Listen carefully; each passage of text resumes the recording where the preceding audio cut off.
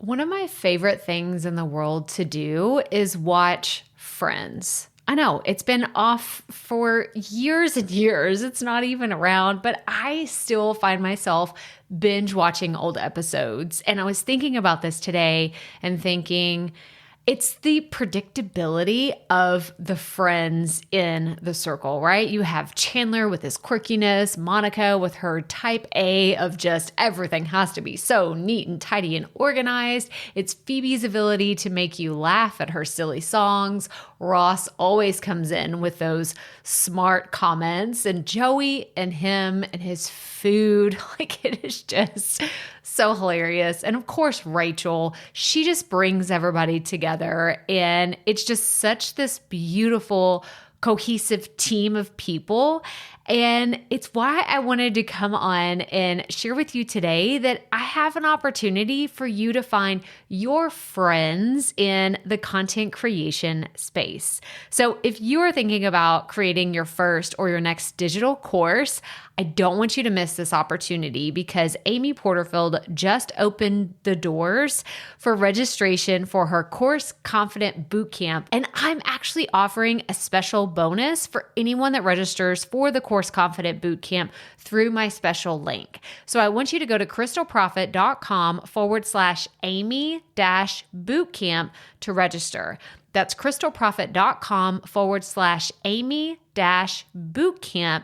And what you're going to find when you get there is I have this special bonus private podcast series. It's called Money Mindset for Creators. So I want you to go register for Amy's bootcamp, download the podcast, and immediately start listening to it, because what this training is set up to do is to help you get your mind right about monetizing your content, making money so that you can fuel your content creation dreams. So go to crystalprofit.com/Amy-bootcamp to register for Course Confident. And I cannot wait for you to find your friends and find the people that will be there for you. Do you see what I did there? Yeah, nice little friends segue connection. Go to crystalprofit.com/Amy-bootcamp. And I cannot wait to see you inside. Okay, let's get into today's episode. OMG. That's how I feel like I have to start this episode, with just like, oh my gosh, I cannot wait to share with you today's podcast because it was so much fun.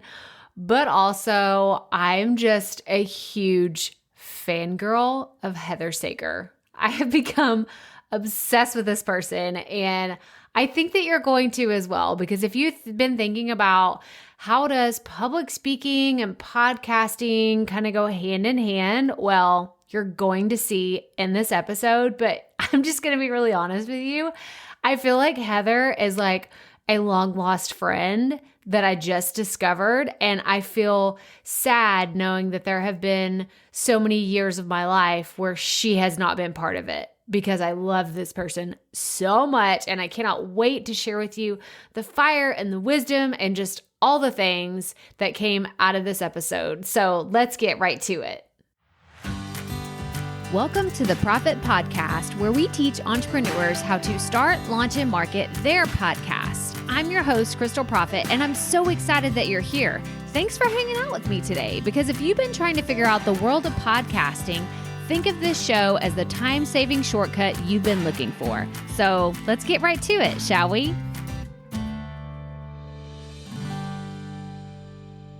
So like I said in the beginning, I'm really excited about today's interview because Heather Sager was so much fun to interview. We just had so much fun, and I have been binge listening to her podcast, which you absolutely have to go check out after you listen to this, because we had so much fun whenever I guested on her show. And I was like, you have to come on and do the Profit Podcast, because it's just, we just have to do it. And so we have been like Instagram DMing, and we've been chatting more like offline. And I just feel like she's just a person that should have been in my life. Like, I've been missing out on life because Heather has not been a part of it. And I am just like So upset about that. But you know what? We can only just do what we can with what we have, right? So now I'm Heather, if you're listening to this, we're best friends. Okay. I'm just gonna go ahead and call it what it is. Heather and I are now best friends. She's one of my business besties,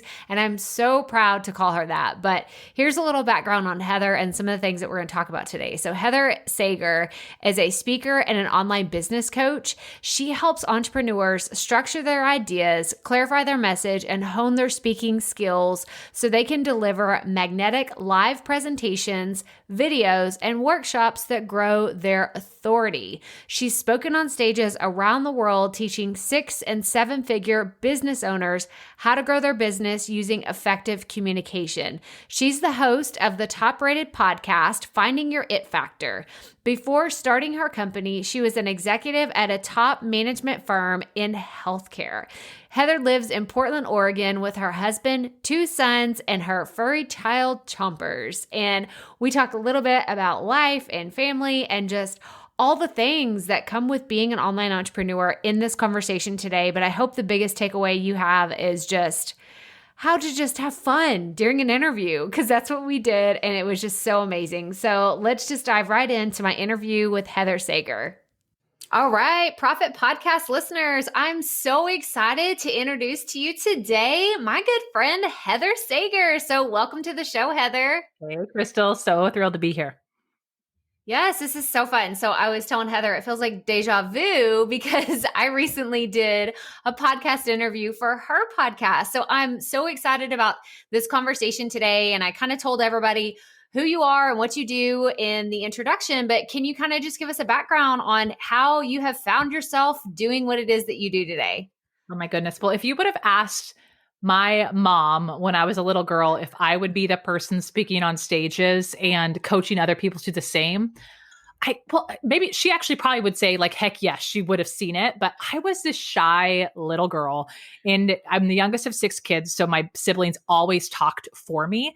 And I was so shy, like into kindergarten. I remember my teacher wrote on my report card, they gave report cards in kindergarten, that Heather's a joy to have in class. If only she would speak out loud.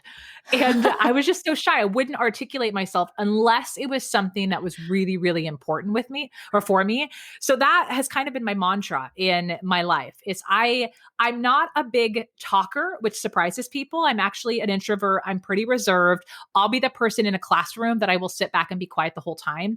But if there is something that I have a strong opinion on, or I like really want to get involved with, I will use my voice. And so for me, like that's been the whole pathway of my career professionally in my business is using my voice for good to share my message, but also helping other people do the same. Oh my gosh. So what did you do before you really got into this coaching and public speaking? Like, has this always been something that professionally, like in your career, did you go to school for communications, or like, what did that kind of path look like for you kind of growing up? Yeah, growing up. Oh, the question of what's your life story? Well, for me, there was a couple really significant moments in my life and professional experiences that I think led me to perfectly be doing what I'm doing today. One of them was when I'm always kind of embarrassed. I don't know why I get embarrassed saying this, but one of the things was when I was in my early 20s, I competed in the Miss America organization, and I like did the whole thing, wore the heels and the swimsuit on stage and answered the question on stage. But behind the scenes, I went through a really rigorous process learning how to interview in like a high pressure, intense interview that's 10 minutes where they ask you so many questions, political questions, life questions, questions about, you had to have this community service issue that you were advocating for.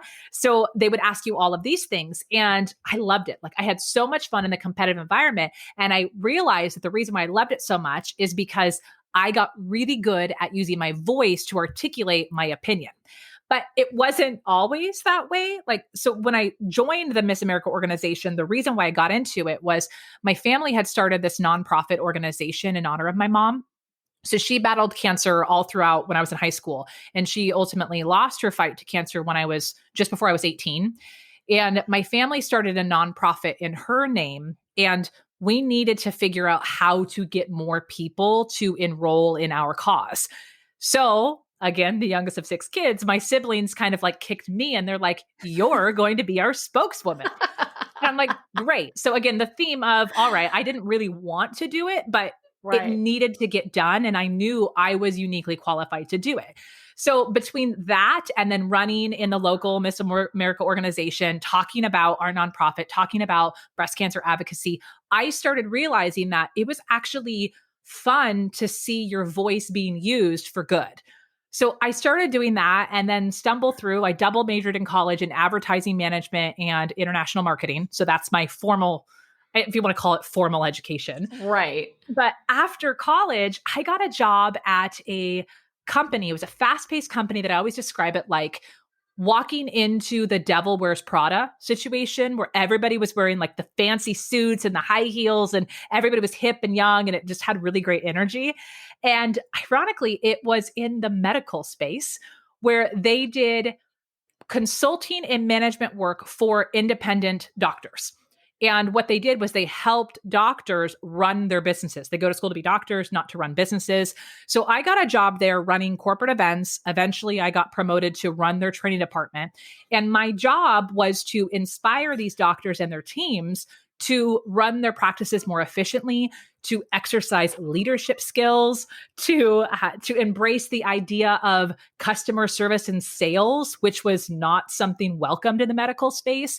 So there goes, like over the course of 10 years I was at this company, I worked my butt off and I ended up falling into an executive role overseeing the training department where I got to speak on stages around the world, influencing medical professionals and their teams how to embrace engagement with their customers, their patients, and their teams. And it was a lot of fun. And I realized, like, hey, if I can convince a doctor how to do their job, I could probably persuade anyone to do anything. And that's really how I found my niche of like, while I loved what I taught, I love the art of speaking and connecting with people more. And I realized that other people weren't naturally great at it. Even though I worked hard to get where I was, it also is ingrained in who I am. So I had the question like, could I actually teach other people to get more confident behind a mic or on a stage and help them accelerate their careers and their businesses? And the answer was yes. So I left the corner office, six-figure job, and I started my own business. And now I got to do that. Like my stages are cameras and microphones, and sure, I still speak at events, but it's a different way of speaking, and the impact is so much greater. Oh my gosh. Like that's so, first of all, I have to tell you, as soon as you said Miss America, I just thought of Miss Congeniality. And I I was like, know. you immediately, I was like, she kind of looks like April Sandra Bullock a little 21st. bit. April 21st. A I don't even know what the date was in that movie, but a light jacket, a walk on the beach, the perfect day. Oh Side my note, I gosh. was Miss Congeniality in one of the years I competed, by the way. I was very excited about that moment. I really connected Oh with my that movie. gosh.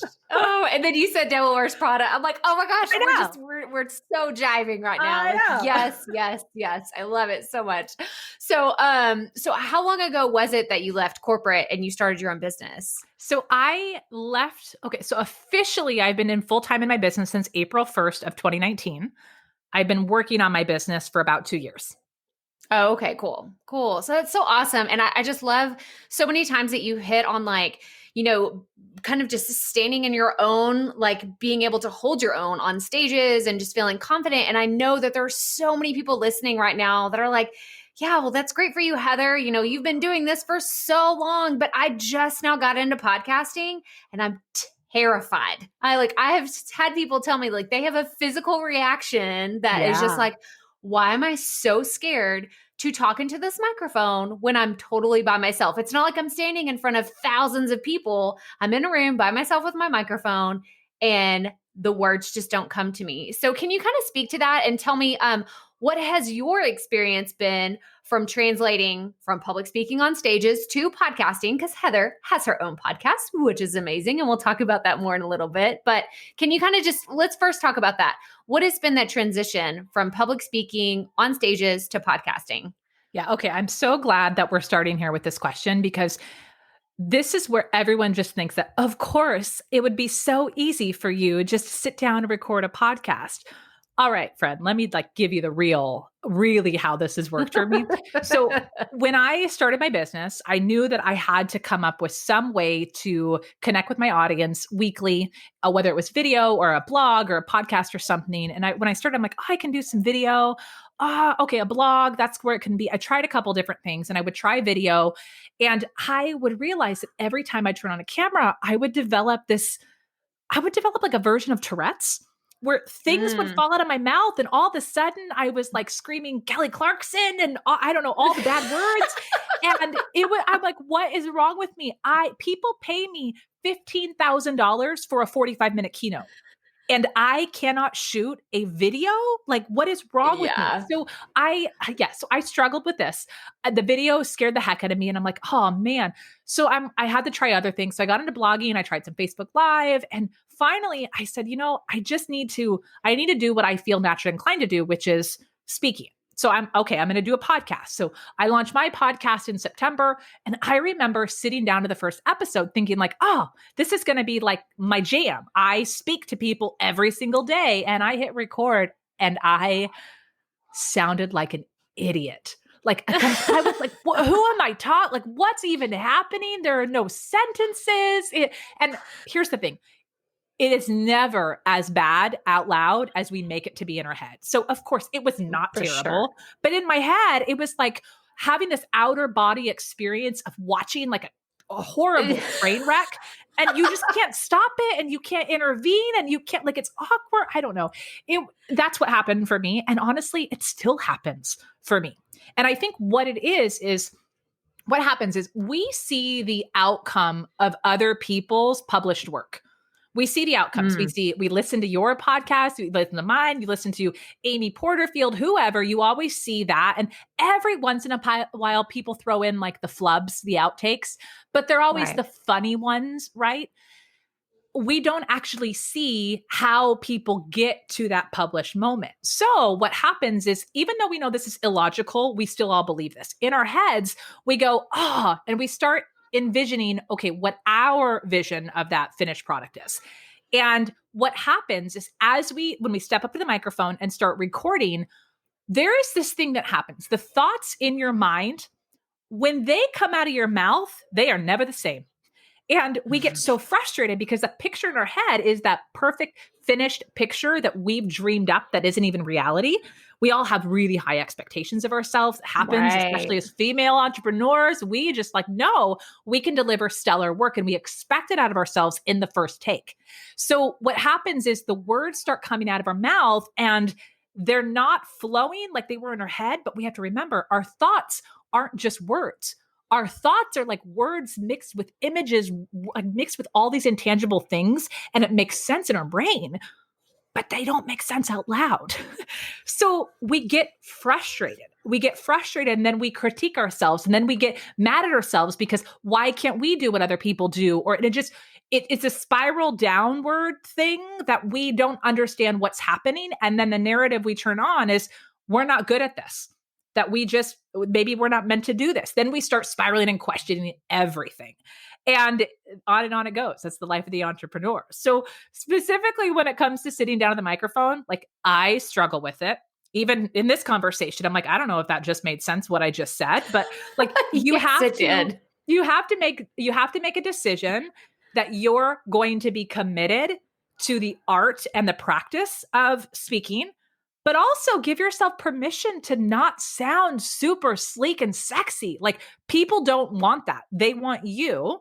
And you have to just grow to know that, if you listen to my words, they're not all the right words. In fact, sometimes they're not even coherent sentences, but I speak them just going this is what I'm saying. And I stand behind it. That's what you have to get to the point. But no, it does take practice.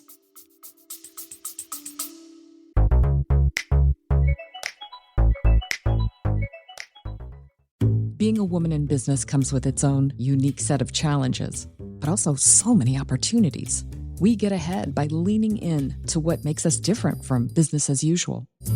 I'm Samantha Hartley, host of Profitable Joyful Consulting, inviting you to a special 6-episode series exploring the experience of being a woman in business. You want to hear from women consultants who've hit $1 million, who sell 6-figure engagements, or who've broken their own revenue ceilings? Yeah, those are my clients, and they'll be sharing too. Join me for 6 must-listen episodes that tackle key challenges for women consultants. Follow Profitable Joyful Consulting on your favorite podcast app. No, that's so good because I love that you shared that even though you have like all of this professional like career wisdom and like you should obviously just sit down and be the best podcaster in the world. Like I mean, I love that you just shared that because it's 100%. And I love the visual example you just gave me. I'm a very visual person. And for you to just say like, when you think in images and stories and you see, you know, I like you said earlier, like I saw Devil Wears Prada. I saw Anne Hathaway in my head and I saw, you know, Meryl Streep whenever you said that. And so to articulate exactly what we're trying to say, like it doesn't always flow. So I love that you said that because it is something I still struggle with. You guys, we're hundreds of episodes into this podcast and it is something that I still struggle with on a constant basis. So I think that you just gave so many people a gift by us just talking about that because if you do not sit down and hit record and you don't sound like an Amy Porterfield or Marie Forleo or Rachel Hollis, it is okay. It is 100% okay. You just have to keep going. So like I said, I think that was just a huge gift that you gave to a lot of people right there. So I'm telling you, thank you on behalf of them because that's awesome. You know, that's one of the things yay for you saying that because that's one of the things that I'm really intentional with my brand. I had to struggle with this a lot when I was building my brand of going, okay, if I'm going to be a speaker and I'm going to be the example to other people of what it looks like to be a magnetic speaker, I grappled with this idea of, if I show up, quote unquote, perfectly all the time, I'm just going to fuel that ridiculous thought that everybody has, which is other people are just better at it. They're more naturally inclined. Like I couldn't be like X, Y, and Z. And not that I'm saying like, I'm definitely nowhere close to the Amy Porterfields or Rachel Hollis or whoever else, like, right. And I'm not trying to be, but I think for me, one of the very intentional things with my brand, which is why I think my audience loves it, is I show the word flubs and the realness as they happen. I will go into my Instagram stories and be like, hey guys, I just literally did 11 takes of a 17-second podcast intro because I could not pronounce the word, whatever it was. Yeah. And I get so frustrated. And this just happened 2 weeks ago. So I will show my audio file of all my recordings of going, look how many takes it took me to do this. I will show the hundreds of videos on my computer that I've never published. I was just practicing. I will show that because I don't think enough influencers and online business owners, especially women, I don't think they want to be seen as someone who's a work in progress. They want to be seen as the final product. Like here's the example of what's possible. I think to be a strong leader, you have to do both. You have to show what's possible, but also show people what it takes to get there. Oh, that's so true. And it's so good. And it's funny because like we're sitting here, we're recording this. I just had to mute myself and like scream at my kids because I keep hearing them in the background. And I'm just like, y'all, this is #quarantine life, #real life, you know, and it's just like, but I think that us sharing these things, sharing these little imperfections, if that's what you even want to call them, but I just want to accept it that, you know, when people talk about having your own business and working from home and doing all these things, this is part of the deal. Like if you are a working mom and you have kids at home, I think there are some people in the industry that would see it as like, oh, I could never have someone interrupt me and I can never have it. And I'm like, well, I don't want to learn from someone like that. That's not the business that we're building. Yeah. Right. I changed a diaper on a Zoom session last week. Like, granted, I took my camera off because it was not a great one. I have an almost 2-year-old and I had to and then I got back on it and I was like, hey guys, sorry, I had to change a diaper. I am not afraid to call out the realness because when I don't, I am out of alignment with my brand. And I think this for each person, you have to determine this. This is where I always start the conversation with any of my students or clients is going, how do you want other people to see you? How do you want people describing you and your podcast? How do you want people describing you as a service provider, you as a coach, whatever it is you do? How do you want people talking about you? And if it's authentic, if it's funny, if it's real, if it's professional, whatever the words are that you want other people using, you have to exemplify that. And that includes the moment you show up to the microphone. So I don't think anybody is trying to follow a brand that's polished or sleek. Right. Like, that's not what you're going for. So figure out, for me, I know what alignment looks like. You have to answer that question for you is, what do you want people saying about you when they hit end on the show, or they tell their best girlfriend about, oh my gosh, you have to listen to Heather. She talked about a poopy diaper on her podcast. Like, what do you want people saying about you? And it gives you permission just to show up as you. Like, that's where the power comes in. And that's where you can start getting a lot more comfortable, even though you'll probably still get sweaty. I still do when I record episodes. Like, you start getting comfortable of going, I know it's going to feel uncomfortable, but I feel willing to step into that discomfort. Right, exactly. Especially knowing that someone on the other end of it is going to benefit from it. So it's funny because I was actually listening to your episode with Bobby Klink earlier today. I will for sure. I'm gonna link to Heather's podcast, but I'm gonna specifically link to the one that she did recently with Melanie. Y'all have heard Melanie here on the podcast before, and then Bobby. I'm hoping to have him as a guest. But I love that y'all are sitting here and you're talking about all these things, and I'm just like, I'm so in awe of how well your podcast really flows. But at the very beginning, you're talking so intimately to your listeners, and you're even saying, I don't really have everything figured out about you. And I don't know you as like, I hope that you're really understanding me and who I am, but I'm still trying to figure out who you are. So can you just talk about that for just a second? Because I really enjoyed that part of it. It's so funny because I forgot I did that.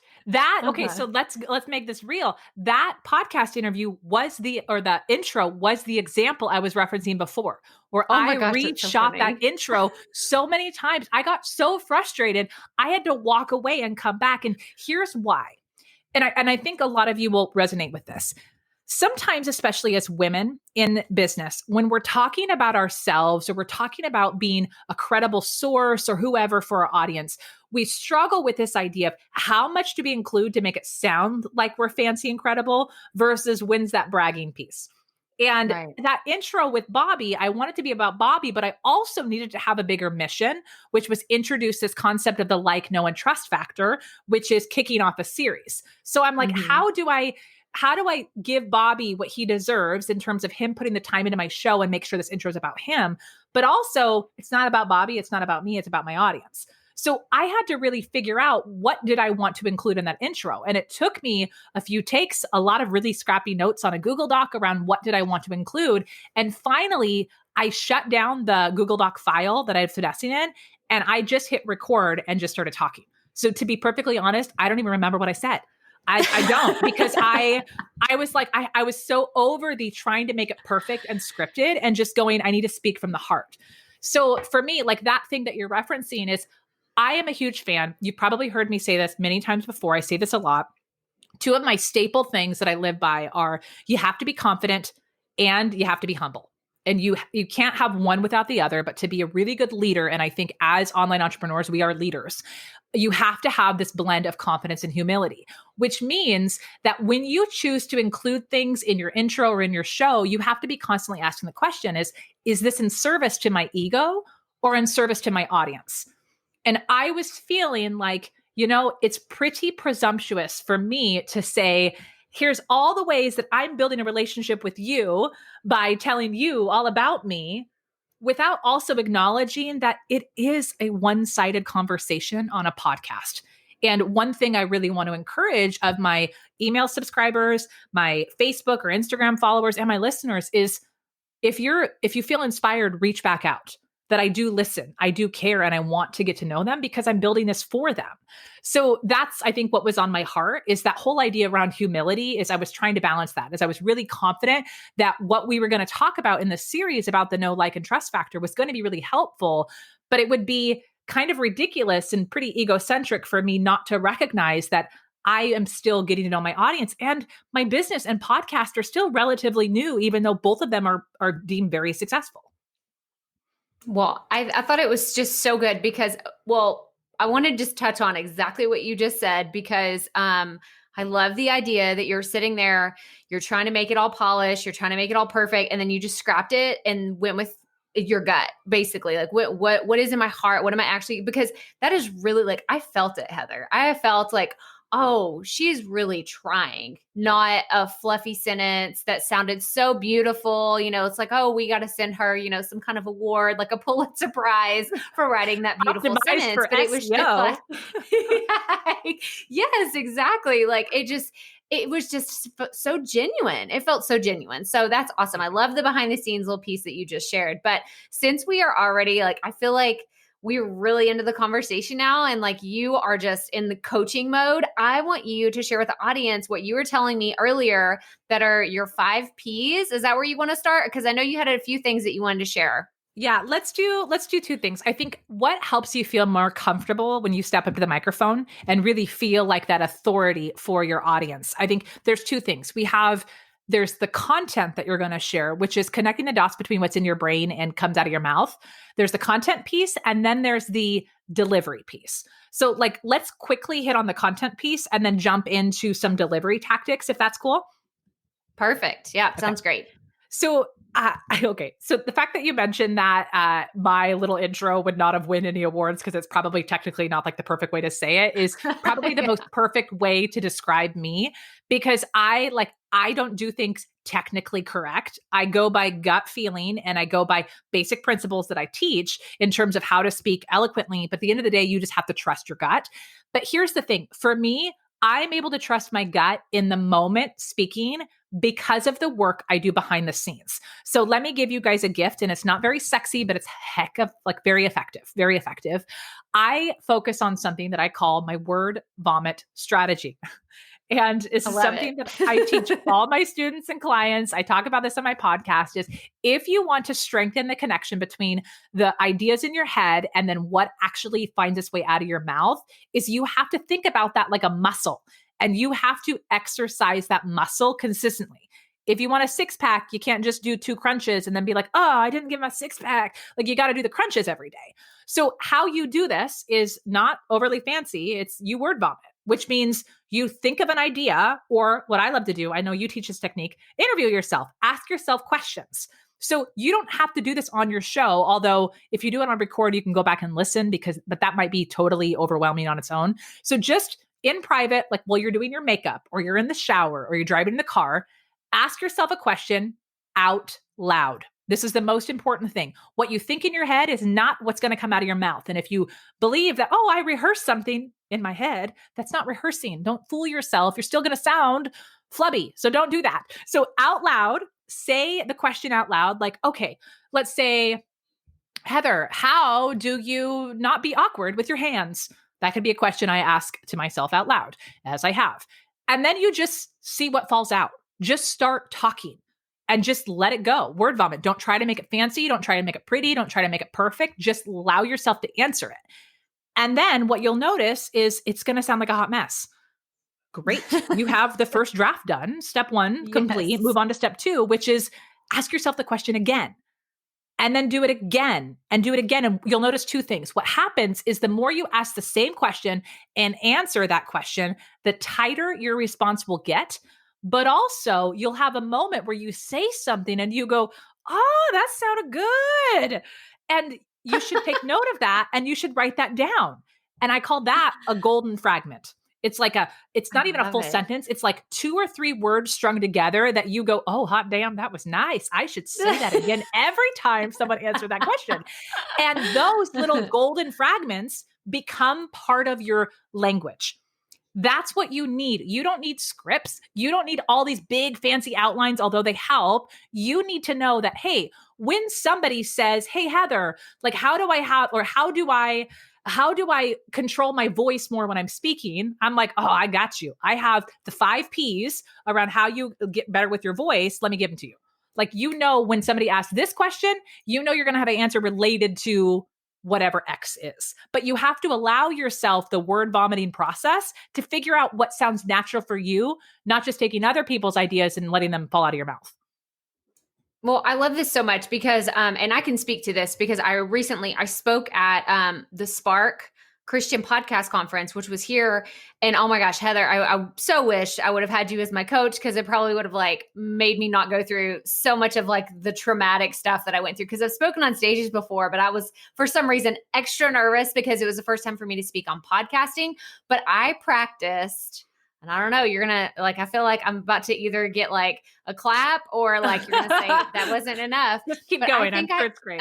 I think I practiced at least 4 or 5 times in my office all the way through, like the entire thing. And you're so right. Like there were certain little golden nuggets that hit every time. And I was like, oh, that's really going to resonate. And then when I got on stage, like it hit, it still hit every time because I had practiced it. But you are 1000% correct. Like what I thought was going to come out in my head, the first time I went through, I was like, I'm looking around like there's nobody in my office and there was nobody in my office, but I was like, what you said just didn't even make any sense. And you're like it made kind of embarrassed, no even sense. though it's just you. You're kind of embarrassed, and you're like, "Hi, like, what was that?" Like, I don't know. It's like when you're shopping and you find this really cute outfit on the hanger, like this dress, and then you put it on, and you're like, "No, this is not me." Like, no.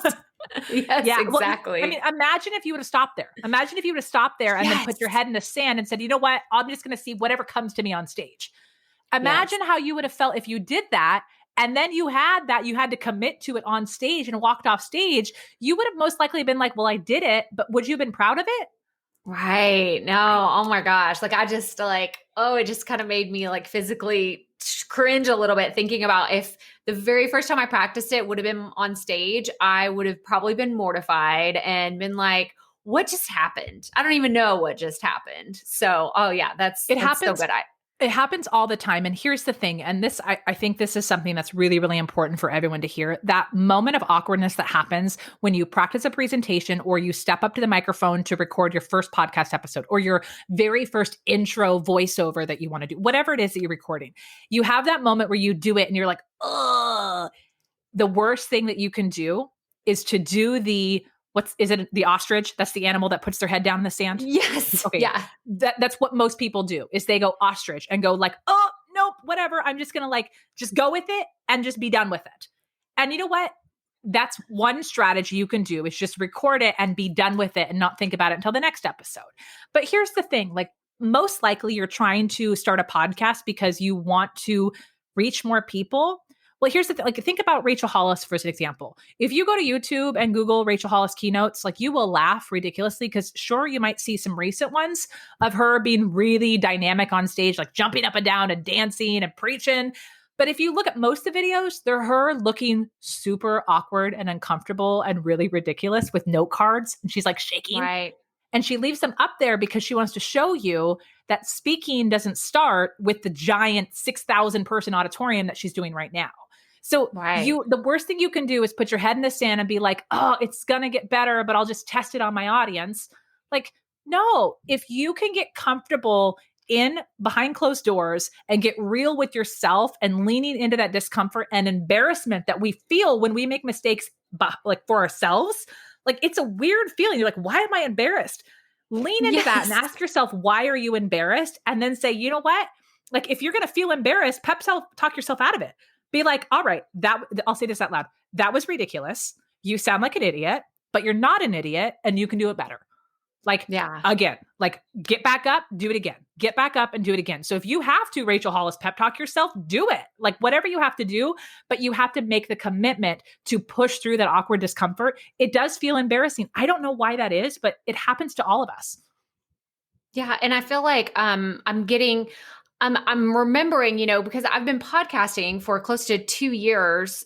I mean, it's so crazy, like how much time has flown, but how it really hasn't been that long of a time. We were actually talking about this on your podcast, Heather, whenever it was like, it feels like decades have gone by since I started, but it's been like 2 years. Like it's crazy. But, I think back to the first few episodes and I'm like, I did listen like back to myself and I totally scrapped it.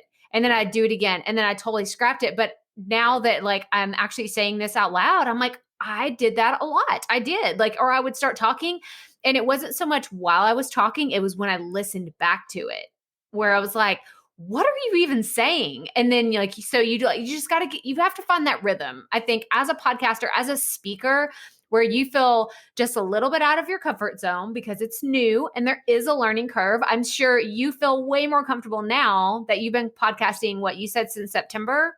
Yeah. Yeah. I mean, I'm sure now when you sit down, it's like, okay, maybe you have to take a deep breath and you're like, all right, we're going to do this. But it's not as like, oh my gosh, because like you said, you've exercised that muscle and you're like, I can just do this. So I think that is such a gift to everyone to it's just keep going, you guys, keep going. Don't just put your head in the sand and pretend like, okay, I'm just going to throw it out there. Like keep improving, keep trying to get better every single day. And I mean, I'm just going to call it what it is. Talk to yourself more often. If you're not talking to yourself, like Heather said, in the shower, in the car, like when you're by yourself, like just practicing interviewing yourself. It may sound super silly, you guys, but when you sit down in front of the microphone, you won't feel as silly and you won't waste a ton of time. Yeah. I like to say, like when I'm talking to someone, I'm like, have you met yourself? You're freaking awesome. Make friends with her. Like talk to her, coach her. Like we all do it in our head with like the negative version of her. Like why not also be that person for yourself, but get to know yourself. I do this with video. I encourage people to turn on the video. Like we have video on right now, so I can see myself right now. I am very comfortable with what my face looks like. I'm very comfortable knowing that my left eyebrow has a tendency to be super crazy town. And it's like weird. I don't know. It always goes up and it's kind of distracting. And I have this tooth that has a gap in it that I didn't know was there. And I am acutely aware of what I look like now on video. But here's like, once I don't know if I can say this, but I'll say like, once I lost my video virginity, like just got over it and said, okay, now let's like figure out how to make it better.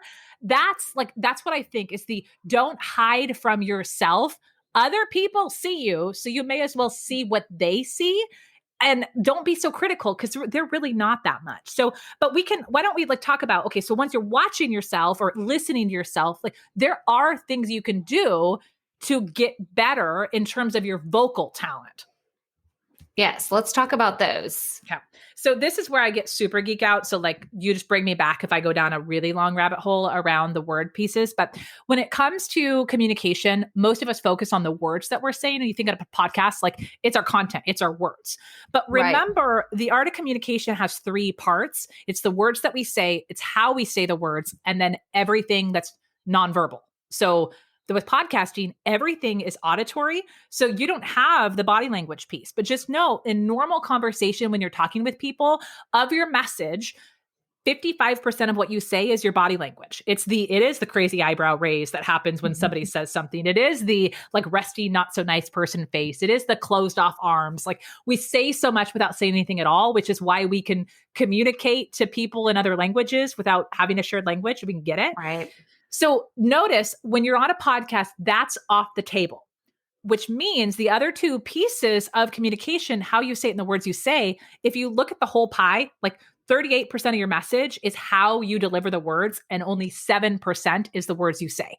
So full pie, I like to say the body language or the communication pie, 100%, 55% body language, 38% tone and delivery, and 7% words. So the reason why I share this is when you're on a podcast, all of your message is in your articulation of your words. Like you have the words yes. And that's why I said like half my words sometimes aren't even the best words. They don't even make sense. Sometimes I string words together and make them up. It's whatever, I commit, but how I deliver information, that's what captivates my audience. And that's what I want to teach you guys how to do too, because it is a learned art. And what happens is most of us are so unintentional with how we deliver. We're so caught up in our own head around the words we're saying that we don't think about how the other people are experiencing them. So I teach something in my programs. It's called the 5 Ps of vocal delivery. Let me hit you with those real quick. And then I'll give you some examples around how you guys can have a little bit more charisma to your voice and like pack a bigger punch with the really good content that you already have. So I'm going to point something out real fast before you jump in, because I mean, Heather, you should have seen her. Like we're on video. She was like getting all situated in her chair. She's ready to go. I hope y'all are prepared because we're talking about, you don't see like the physical reaction, but she's ready. Like she is getting situated and she is ready to go. There's stretching involved. No, I'm just kidding. Okay. So I'm going to hit them to you with all 5 and then we'll go into them and we'll make this quick. And here's the thing. These are not going to be new, like, whoa things. These are all things you already know, but I want you to think about just because it's common sense doesn't mean it's common practice. It's my favorite Will Rogers quote, and I come back to it over and over again. What I want you to do is start noticing these things in the rest of this conversation, but also anything that you listen to or watch moving forward. I want you to start paying attention, because I'm a big believer, if you can notice it in other people, you can then start noticing it in yourself. So that's like the big tip around all of this is you might not be able to apply it right away, but you can start noticing what you like and don't like with others. And I think that'll actually come back to you and it'll help. Okay, so the 5 are pace, pitch, pause, power, and passion. And I know you talk about a lot of these in your content too for podcasting, but let's hit on them quickly. So pace, I'm not just talking about your normal rate of speech. Some people like me were fast talkers. Some are really slow talkers, and you hear like those podcasts might be soothing, but I have to turn them up on double speed because I don't have time. So I like to think about pace is how do you keep people engaged? And I want you to imagine like driving a stick shift. You want to vary it up a bit. Like sometimes you want to like downshift and like slow it down to have a speed change with your audience. And then if you're getting excited and you're ramping up, you start talking faster and faster and faster. And you'll notice they'll start getting excited too. Look, you're bouncing with me as we're talking about this. Let's do this. So yes. I want you to think about pace is like different speeds. And you should never, especially as a podcaster, you have to create excitement and like build suspense with your audience, which you do through a couple things. But I think speed is one of the least utilized ways that people vary their voice. Practice it. Like, how can you get faster and faster when you're in a topic, but then slow it down and bring them back in? So pace, that's one way I want you to start noticing how do you hear other people varying their pace. Number 2, pitch. So we all know pitch is tone, like it's the high notes or low notes. And the thing I want you to pay attention to again is variability. So, variability and also just natural tendency. So one question I get a lot, especially from female podcasters is, how do I get my voice not so nasally and high? Like when I get nervous, I can't even do that, right? Like that sounded terrible. But like we hold nerves in our throat. And so when we get nervous, it happens on stage too, that we're like saying things high and all of a sudden we're sounding really like nasally and I don't know. I'm just picturing Janice from Friends. Yes. No, don't be Janice. So I just want you to pay attention to notice when you get nervous, does your throat get closed up and you get a little bit, you don't come across as confident if that's happening. So what you want to do is figure out, okay, how do I take note of that? And if you notice, if you just relax a bit and try to pull that tension out of your throat, your voice will drop down a bit.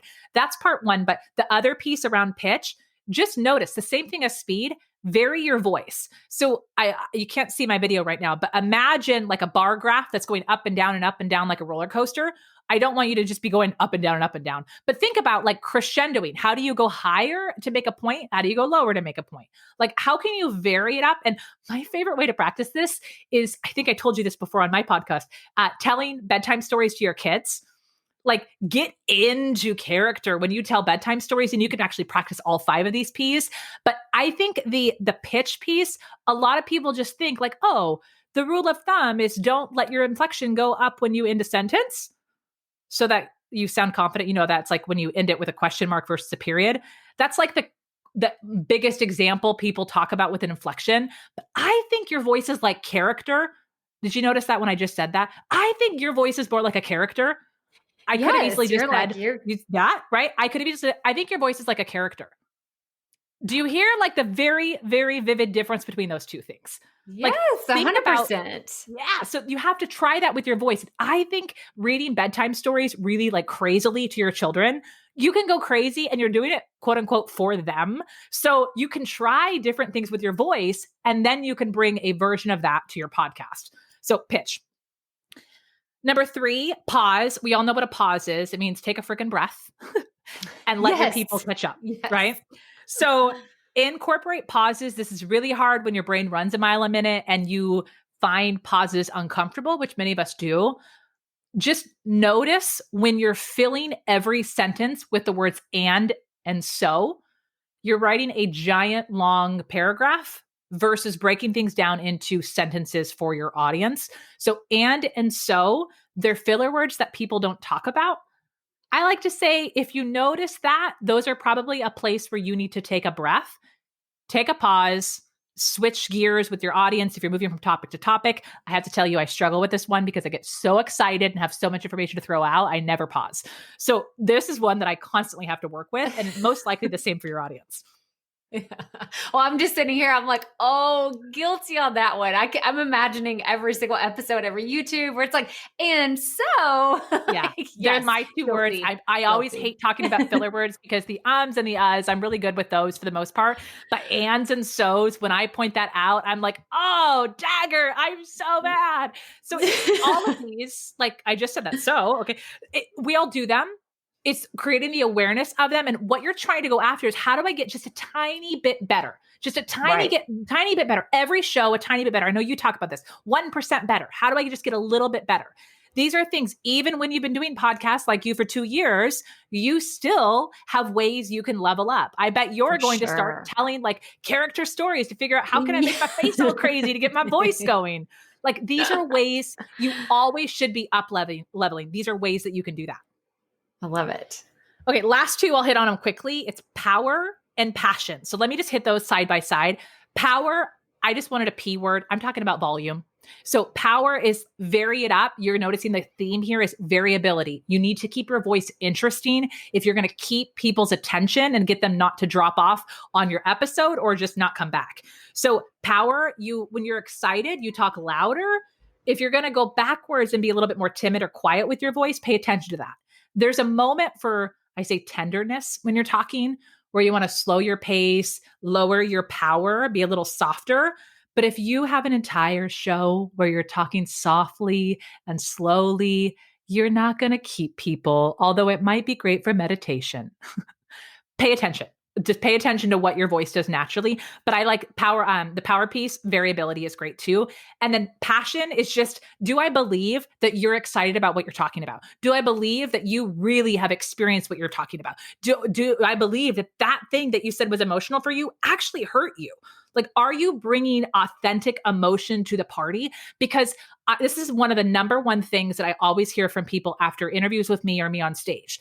They're like, if you're that about like this excited about speaking, like, I don't know, I'm not even interested in speaking. And now I'm kind of thinking that it's a thing I should do. Like, I get emails like that every day from people who have nothing to do with thinking speaking would be part of their business. But because I'm so passionate about it, because I bring such a magnetic approach to it with my personality and how I deliver information, all of a sudden people just want to enroll themselves in my cause. That's passion. Like, and that to me is most important than anything else, is you have to bring believability into your voice, which means like you're excited, you are excited about what you're doing. Now you have to be like, how do I convey that? And that's where all 5 of these P's really come in. I love it. I love it so much. And I really love that you hit on the passion piece, because I feel like that is where I excel. Y'all, there's a fly in here and it is driving me insane. I've been swatting at it forever. I'm just like, this is going to be the best video. I hope you use the video. Oh my gosh, it's driving me crazy. But yeah, I think it's just the passion piece for me is just, I mean, people tell me all the time, like, Crystal, I cannot get over how geeky and dorky you are about podcast. Like, podcasting surely cannot be that interesting. But I think that is why a lot of people respond to my message, is because like, I just can't help but exude that. But I feel like this is something that comes natural to me. But if somebody is like, well, I really just want to start a podcast, like, will the passion kind of follow? Like, what would your advice be? Like, do you think that it should be start a podcast about something you're passionate about, or start a podcast and hope that you find your passion? Like, you will not find your passion. You will not find your passion. I think this is like the thing I don't know, people talk about this idea. It's like, don't start a business for the money. You got to start a business for the cause, but you also have to know how you're going to make money. So it's you have to be passionate about whatever it is you do. Here's the thing.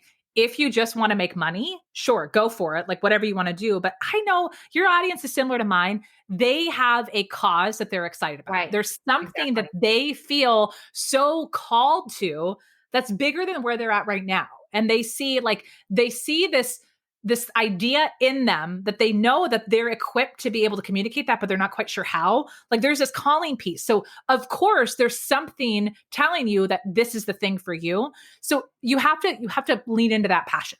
You have to lean into that. And like I'm going to go on a weird example here for a second, but the thing that I want you to gut check is, okay, so you hear on every podcast, they get on and the first thing they said, oh my gosh, I'm so excited about today's topic.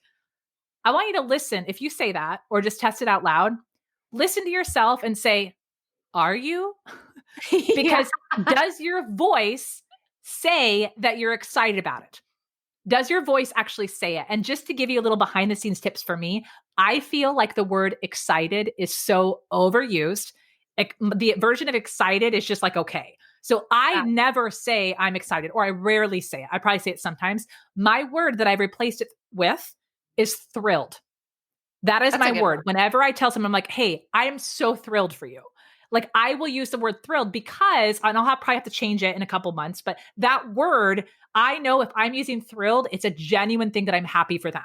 Excited is just bleh word. So like think about that when you're talking about emotion, you're talking about your passion, like pay attention to the words that you use and do you really believe them? And then actually listen to your own voice and ask yourself your question.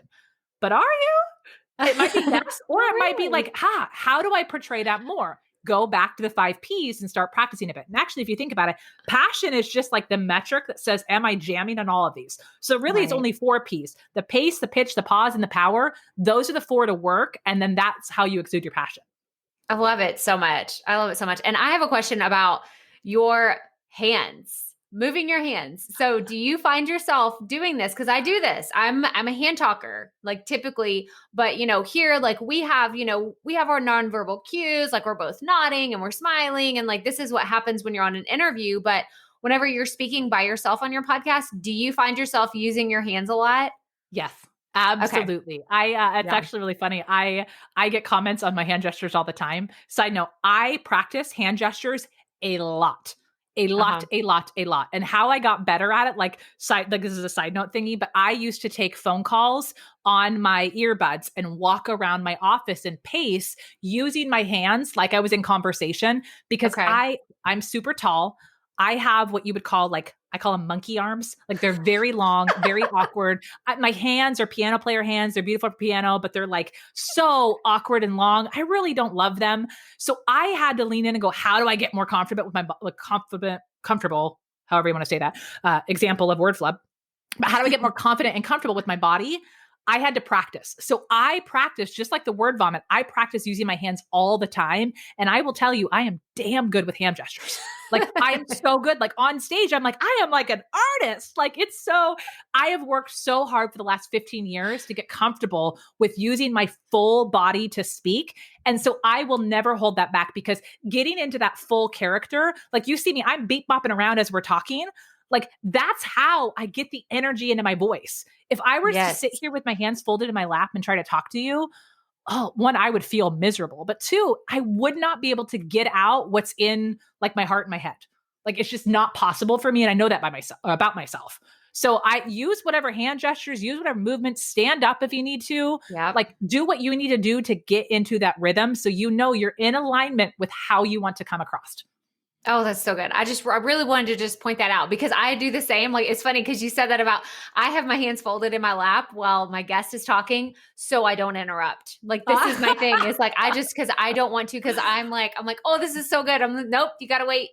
Cause you're like sitting on your hands. Yes. Because I know a lot of new podcasters, they're like, how do I not interrupt my guests? And I'm like, just do what you would do to kind of like, hold yourself from interrupting because that is like, I feel like it's a cardinal sin and I'll listen to podcasts and I'm just like, just let them talk. Like you had them on your show, let them talk. But I love that you're so like, you're flowing and you're honest. Cause I do the exact same thing when I do my solo podcast. Like I have my hands I'm pretending that I am sitting across the table talking to someone over coffee or, out with a girlfriend. And we're just in conversation because it feels more natural to me than if I just imagine, I'm sitting here by myself in front of this microphone and no one's actually there. I don't feel like it just doesn't flow. I like to just be in the flow of everything. And like you said, like the physicality of moving, and it does bring more energy to my voice. So yeah.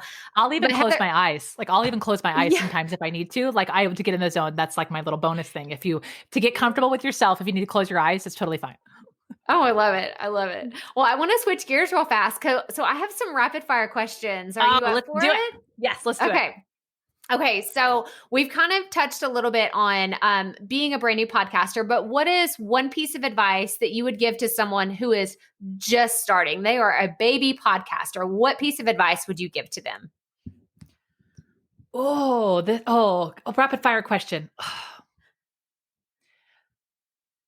Give yourself a lot of grace. It sounds so much better to other people than you are making it sound to yourself. So just hit send, hit publish, hit whatever, get it out. It will always get better, but you have to start somewhere. Yes, yes. That's the motto around here. I love it so much. So this is a 2-part question because you have a podcast. So who would be the dream podcast for you to be on, and who would be your dream podcast guest? Oh, I'm a geek. I actually have a podcast dream list. I'm a big fan of Lewis Howes' podcast and Ed Milet. Okay. They're two, I don't listen to them consistently, but I really look at those. I've been listening to a long time. So I think if I had to pick one to be on, it would be Ed Milet's podcast. And to have a guest on my podcast, oh man. I like to have guests of people that I would want to hang out with. So Jenna Kutcher. I like her a lot. I really like her. I would have her on the show. And specifically because for her, she doesn't do a lot of speaking on stages and she's just starting to. So I would want to interview her about that transition from virtual to stages. Oh, that's so good. That's so good. Do you consider yourself a perfectionist? No, I used to. And then I realized that me being a perfectionist, I was still making a ton of mistakes. So I got really comfortable with the idea of I am committed to progress, not perfection, as Marie Forleo says. But I am really good at getting stuff out. But I have mistakes. Like somebody just sent me some things the other day around like errors in my freebie. And I'm like, meh, whatever. Whatever. No, I'm the same. I'm a recovering perfectionist is what I like to say. And I kind of threw this one into the mix, given everything that's been going on in the world in the last few weeks. If you had to describe one word that you've been feeling ever since we've been staying at home and everything's just kind of like changed about the world itself, what would that one word be? Flexible. Flexible.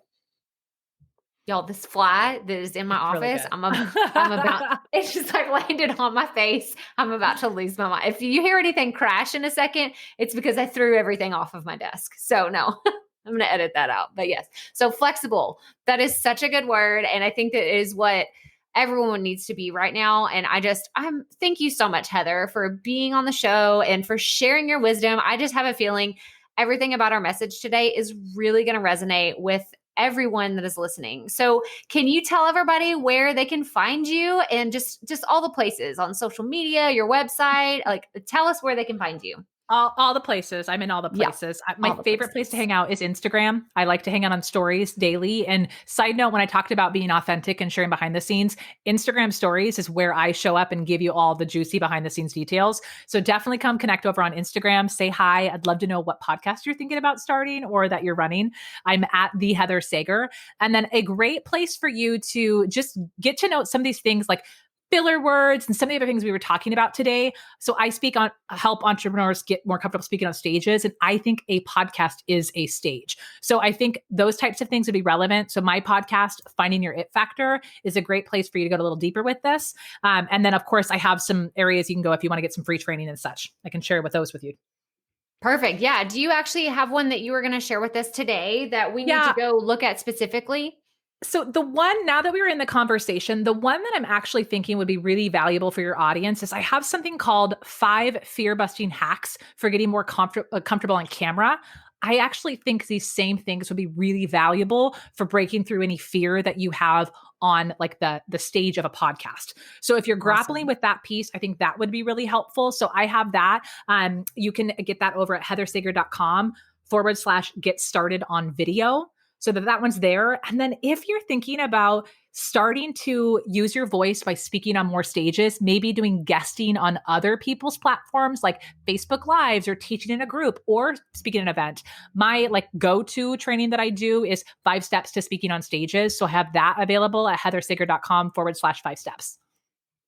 Perfect. And we're going to link to all of these in the show notes. And I'm so excited that you are in my life, Heather, because you have just been such a treat to get to know better. And this has just been so much fun. So thank you again for being on the show today. Back at you, girl. I had so much fun, and I can't wait to see the weirdness that happens when people start word vomiting. You're going to get all these stories of the word vomit. Yes. It's going to be so great. It's going to be so awesome. Thanks again.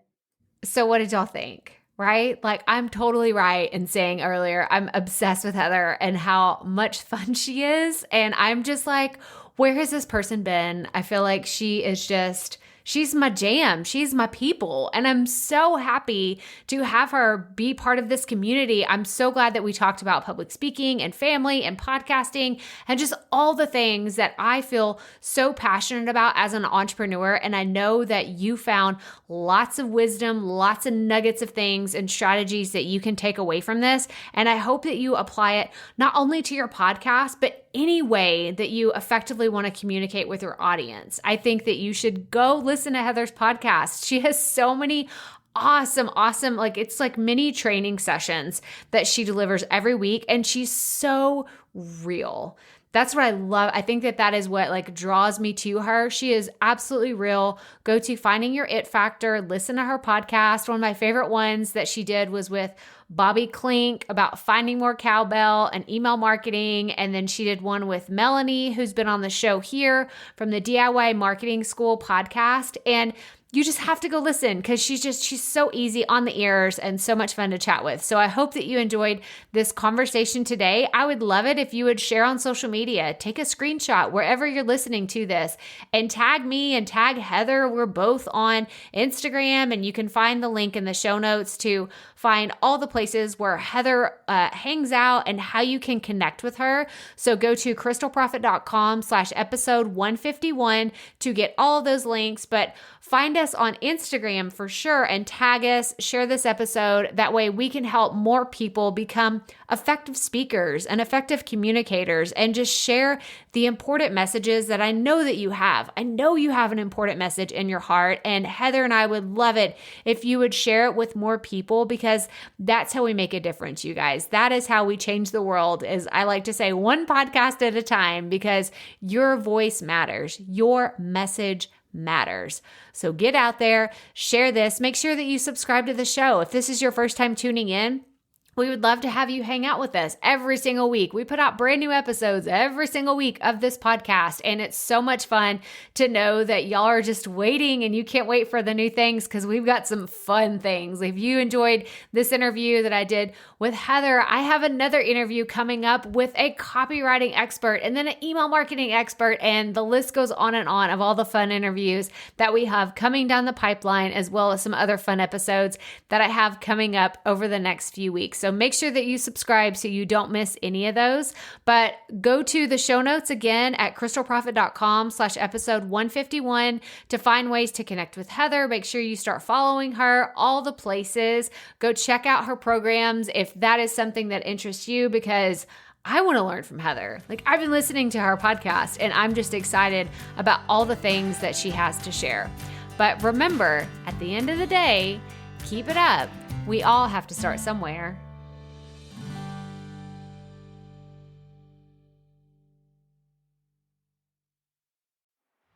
Hey, Profit Podcast listeners. Thanks for sticking around to a little bit after the episode to hear this special message, because I want to hear from you. We are starting a new segment called Fan Mail Shoutouts, and I want to hear from you, and I want to hear your questions. What do you want to know? What questions have you been dying to ask me? So here's how to make this happen. Go to the app where you're listening to this podcast right now. Go there. I'll wait a second. Okay. Now, once you're there, you're going to see a hyperlink at the top of the episode description that says, "Send Crystal a text message." And that's all I want you to do. Send me a text. It could be casual, informal, it could be totally anonymous, or if you want, you can include your name and the name of your podcast or content wherever you are creating, and I will give you a special shout out in an upcoming episode. So again, go to the show notes for where you're listening to this episode right now, and it will say, send Crystal a text message. And I cannot wait to hear from you and give you a shout out in an upcoming segment of Fan Mail Shoutouts.